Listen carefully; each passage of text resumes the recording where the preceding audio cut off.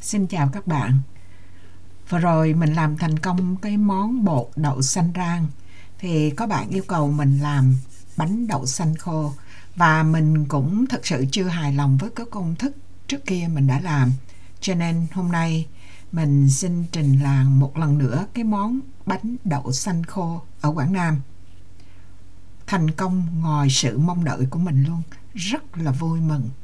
Nếu mà các bạn đã từng theo công thức trước đây của mình và chưa tìm được cái sốt của bánh đậu xanh khô thì hôm nay mời các bạn hãy thử cái công thức này.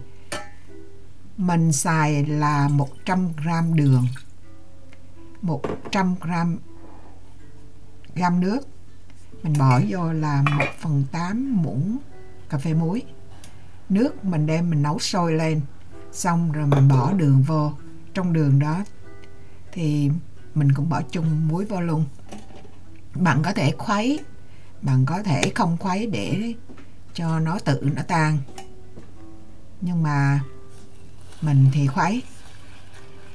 Vì mình không có bảo chanh cái công thức này có thể dễ bị lại đường. Cho nên mình nấu thời gian rất là ngắn hạn. Mình nấu sôi lên rồi thì mình bỏ muối đường vô rồi á, thì mình hạ lửa thấp xuống. Mình để cho nó sôi cỡ 7 phút. Xong mình tắt lửa rồi để luôn ở trên bếp cho đến khi nó nguội luôn. Nguội hoàn toàn mình mới làm bánh được. Thì cái bột hôm trước mình xay xong thì bây giờ mình sẽ xài là 300g bột. Từ 300 đậu xanh mình không cân lại là bao nhiêu bột, nó có thể hao hụt một chút đỉnh nào đó. Thì bột mình trộn với vani nếu mà các bạn muốn thơm mùi vani. Rồi mình sẽ làm trộn bột từng lần nhỏ.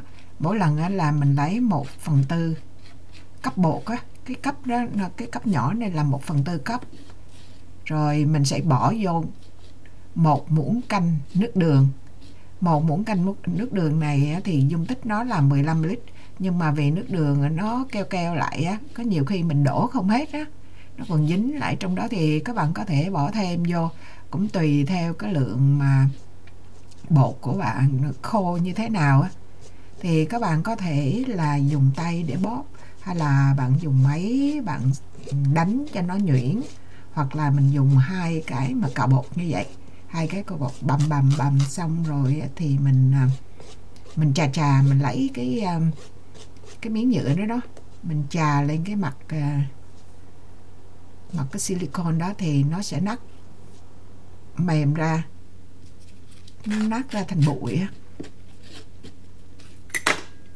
Rồi mình sẽ dùng khuôn mình in ra. Mình in mấy cái đầu á thì tại vì lần đầu tiên mình làm cái bột kiểu này á, mình chưa dám thử, không có quay video đoạn đó. Bây giờ thì bỏ vô rồi á thì lắc cho nó bằng á, xong rồi mình phải ấn nó xuống. Bạn có thể ấn mạnh ấn nhẹ không quan trọng, mình ấn vừa đủ để cho nó giữ cái nét, cái hoa văn của cái bánh. Vì cái bánh này sau khi mình làm xong á, bột chín ha, nước đường chín, không có cái gì sống, bạn có thể ăn liền cũng được, nhưng mà bánh nó sẽ không sốt. Mình có thể nếu mà bạn muốn á, thì mình sấy thêm nữa, nó mới thơm lên.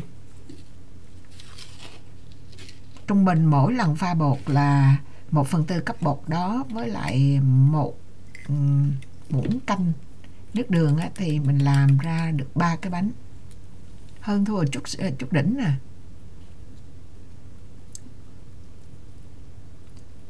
Như vậy ví dụ như là bạn nhìn cái khúc chừng này là bạn đã hiểu cái cách để làm rồi, không có cái gì đặc biệt hết.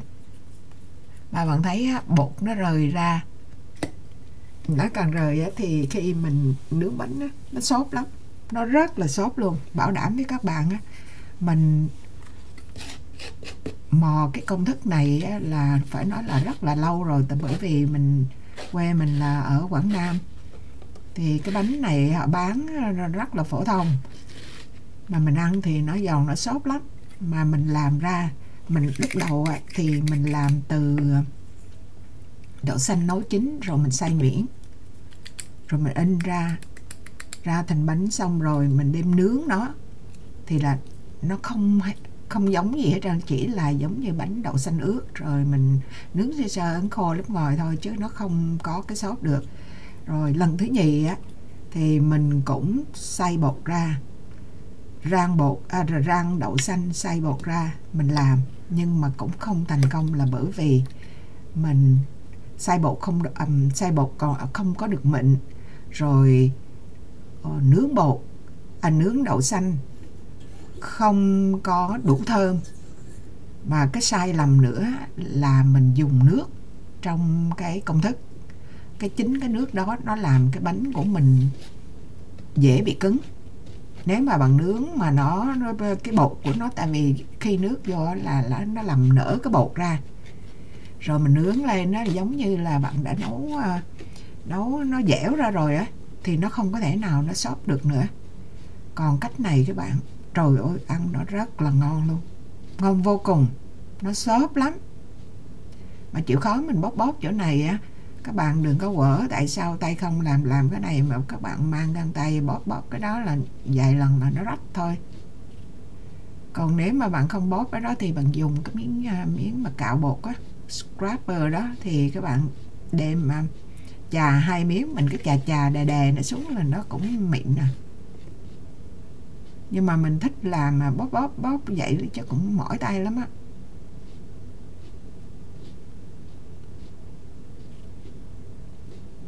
Đó, cứ vậy làm tới mình coi thử còn cái gì để mình nói các bạn. Phần mà nấu nước đường á, nếu mà các bạn muốn, thường nấu nước đường mình không có muốn nó lại cát phải không lại đường, thì các bạn cho vô miếng chanh. Nhưng mà cái đường này có thể có nhiều người họ bỏ thẳng đường vô họ làm, thì nhưng mà mình tại vì hắn cần cái chất dẻo, hồi trước á mình làm dầu với 300g bột đậu xanh á, thì mình cần tới 75g dầu. Cái công thức này hoàn toàn không có dầu.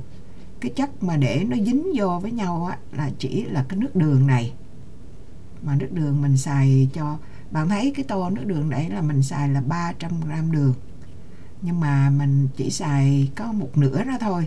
Thành ra các bạn đừng có nhìn mình thấy sao nấu nhiều mà đưa công thức là chỉ có 150 đường. Tại vì mình nấu một ít á, thì khó nấu quá, mình nấu lên rồi mình tìm cách mình xài cái số đường còn dư đó. Các bạn thấy không, dùng cái miếng nhựa đó mình đè là nó ra bột mịn á. Rồi mình cũng phải xài cây cọ để mà mình quét cái khung cho nó khỏi dính á. Nó cứ mỗi cái bánh á, thì cỡ một cái muỗng, cái muỗng đó mình không biết nó là bao nhiêu nữa. Mình lắc cho nó bằng cái mặt xong rồi mình phải đè xuống, mình để lên đó để mà đưa cho các bạn xem, chứ còn cái đồ mình lấy bánh ra mình để túc ở bên kia luôn.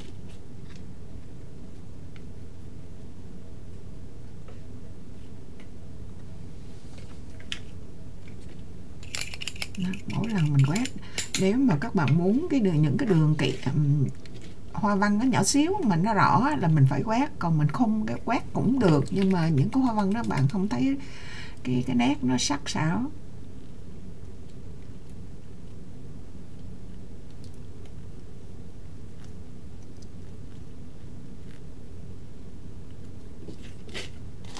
Cái tay mình dính tùm lum là bởi vì mình đụng tới đường, chứ nếu mà các bạn dùng cái miếng nhựa đó mà các bạn chà thì cái tay nó không có bị dính dơ đâu.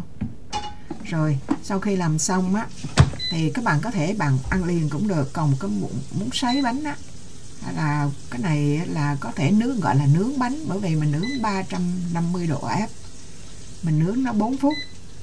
Thì vì cái lò này là cái lò Instant Vortex Air Fryer, thì ở phía giữa nó còn trắng, chung quanh á thì nó nâu đậm.